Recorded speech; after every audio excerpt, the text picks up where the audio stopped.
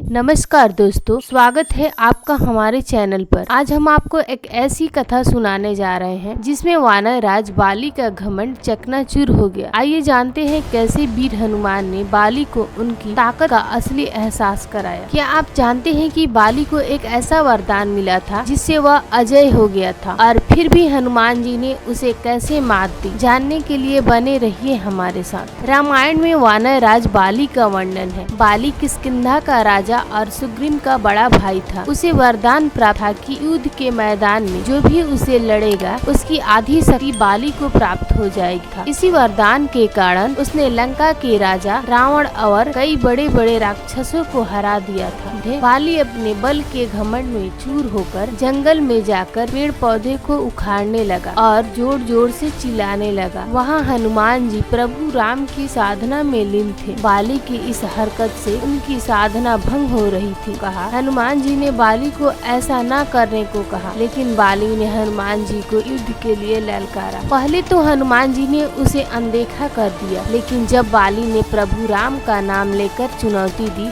तो हनुमान जी ने उनकी चुनौती स्वीकार कर ली। युद्ध के पहले ब्रह्म जी ने हनुमान जी से निवेदन किया कि वे अपने बल का केवल 10वां हिस्सा ही लेकर युद्ध करने जाएं और बाकी प्रभु राम के पास रख दें। हनुमान जी ने की बात मान ली। समय पर हनुमान जी युद्ध के लिए बाली के सामने खड़े हो गए। जैसे ही युद्ध शुरू हुआ, बाली के शरीर में हनुमान जी की शक्ति प्रवेश करने लगी। पहले तो बाली बहुत खुश हुआ क्योंकि उसकी शक्ति बढ़ रही थी, लेकिन जल्द ही उसे महसूस हुआ कि शक्ति उसकी क्षमता से अधिक हो गई है। वह इस पर नियंत्रण नहीं कर पा रहा है। ब्रह्म जी ने बाली से कहा कि हनुमान जी की रुद्र अवतार है और अतुलित बलशाली है। वे तो अपनी शक्ति का 10वां हिस्सा लेकर आए हैं और तुम उस आधे हिस्से को भी संभाल नहीं पा रहे हो। यदि वे पूरी शक्ति के साथ आते तो तुम्हारा क्या होता? यह सुनकर बाली का घमंड चकनाचूर हो गया। इस तरह बाली ने हनुमान जी की असली शक्ति को पहचाना और समझा कि घमंड हमेशा विनाश का कारण बनता है। यह कथा हमें सिखाती है कि सच्ची शक्ति का सही प्रयोग ही हमारे जीवन को सही दिशा में ले जाती है।